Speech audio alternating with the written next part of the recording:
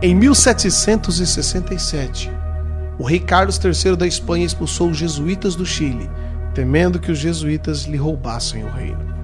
E dentre os jesuítas expulsos estava um padre de origem judaica, o padre Manuel Lacunza, o qual foi para a Itália em 1768 e publicou na Espanha, em 1811, o livro A Vinda do Messias em Glória e Majestade. Anos mais tarde, em 1827, o ministro presbiteriano, o escocês Edward Irving, traduziu e publicou as ideias de Lacunza na língua inglesa. Após essa publicação, em 1830, Irving foi expulso do presbitério em Londres, tendo sido acusado de heresia e criando assim uma nova igreja, a Igreja Católica Apostólica Carismática. Irving tinha como membro de sua igreja Margaret MacDonald, uma jovem neófita de apenas 15 anos de idade, a qual, depois de tanto ouvir os discursos de Lacunza e de Irving, teve diversos sonhos, nos quais se diziam que Jesus voltaria em 2 vezes, depois haveria o milênio e não haveria tribulação para o povo de Deus, como os cristãos atuais diziam. Irving havia se especializado em escatologia, a doutrina dos acontecimentos do fim do mundo, e se julgava conhecedor dos assuntos apocalípticos. Irving então juntou tudo isso e divulgou esses ensinos no jornal O Relógio Matutino. Nessa mesma época apareceu William Miller, fundador das doutrinas adventistas, o qual previu que o retorno de Jesus se daria entre 1843 a 1844. Quando percebeu que Cristo não veio, Miller tratou rapidamente de mudar as suas ideias e as suas datas, e inúmeros seguidores o abandonaram. Porém, um grupo permaneceu e fundaram assim a Igreja Adventista do Sétimo Dia.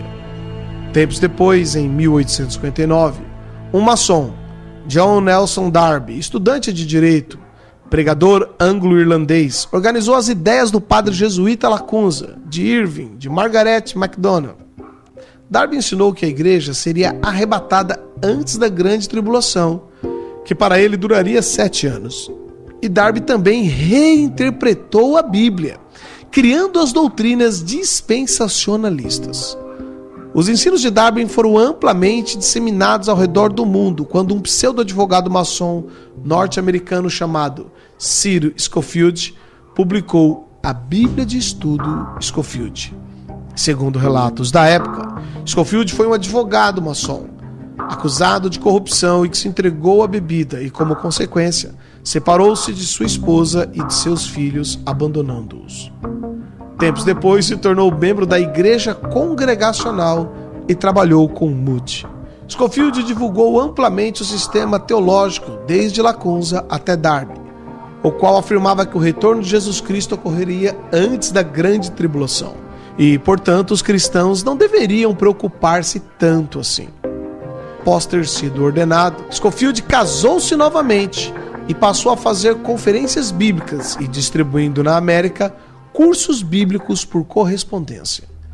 Scofield imitou Charles Taze Russell, o fundador da seita Testemunhas de Jeová, o qual afirmava que Jesus voltaria de modo invisível em 1874, seguido por um outro retorno em 1914. Em 1909, Scofield publicou a primeira edição da Bíblia que leva o seu nome. Ele foi patrocinado por banqueiros que tiveram interesse de que essa nova doutrina fosse divulgada. Entre eles estava Henry Drummond, um rico banqueiro inglês e envolvido com ocultismo e práticas de hipnose. Foram distribuídas nos Estados Unidos gratuitamente milhares de cópias dessa nova Bíblia de estudo, a Bíblia de Estudo Scofield.